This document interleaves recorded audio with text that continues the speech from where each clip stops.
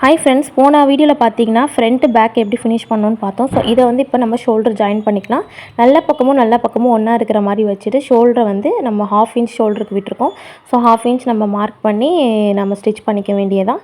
எண்டில் மட்டும் lock stitch போட்டுக்கோங்க, அப்போ தான் பிரியாமல் இருக்கும். இதே மாதிரி 2 சைடு ஷோல்டரையும் ஜாயின் பண்ணிவிட்டு இதில் ஸ்லீவில் பார்த்தீங்கன்னா நான் வந்து சென்டர் பார்ட்டை வந்து மார்க் பண்ணி வச்சுட்டு அந்த சென்டர் பார்ட்டையும் ஷோல்டர் ஜாயினையும் கரெக்டாக வச்சு நம்ம வந்து இப்போ ஸ்லீவ் ஜாயின் பண்ண போகிறோம். நான் எப்போதுமே நடுவுலேருந்து தான் ஜாயின் பண்ணிட்டு வருவேன்.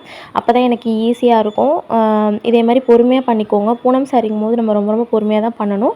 நம்ம கரெக்டாக நம்ம வச்சு வெட்டியிருந்தோன்னா நம்மளுக்கு வந்து சில பேருக்கு இது பார்த்திங்கன்னா சின்னதாக போய்டும், பெருசாக போய்டும். நம்ம கரெக்டாக வச்சு நான் சொன்ன மெத்தடில் வெட்டுங்க, உங்களுக்கு கரெக்டான அளவில் கிடைக்கும். பாருங்கள், எனக்கு அரையாகவும் போல் அதிகமாகவும் ஆகலை, கரெக்டாக இருந்திருக்கு. இதே மாதிரி நீங்களும் ட்ரை பண்ணி பாருங்கள். நெக்ஸ்ட்டு பார்த்தீங்கன்னா இன்னொரு சைடு வந்து நான் ஜாயின் பண்ணிக்கிறேன். நான் திருப்பி தான் ஜாயின் பண்ணுவேன். எனக்கு வாக்கு எப்படி வருதோ ஸ்டிச்சிங்கில், ஸோ நான் அதே மாதிரி தான் பண்ணிப்பேன்.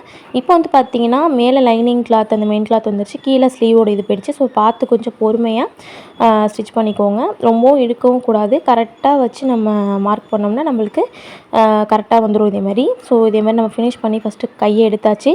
ஸோ இப்படி தான் இருக்கும். பலூன் ஹேண்ட் வந்து ரொம்பவே சூப்பராக இருக்கும். நெக்ஸ்ட்டு வீடியோவில் பார்த்தீங்கன்னா உங்களுக்கு ஸ்கர்ட் பார்ட் எப்படி கட் பண்ணணுங்கிறது ஃபஸ்ட்டு பேப்பர் கட்டிங் வரும். அதுக்கப்புறமா பார்த்தீங்கன்னா எப்படி புடவையில் போடணுங்கிறதையும் சொல்லி கொடுத்துருக்கேன். ஸோ பொறுமையாக பார்த்து லேர்ன் பண்ணிக்கோங்க.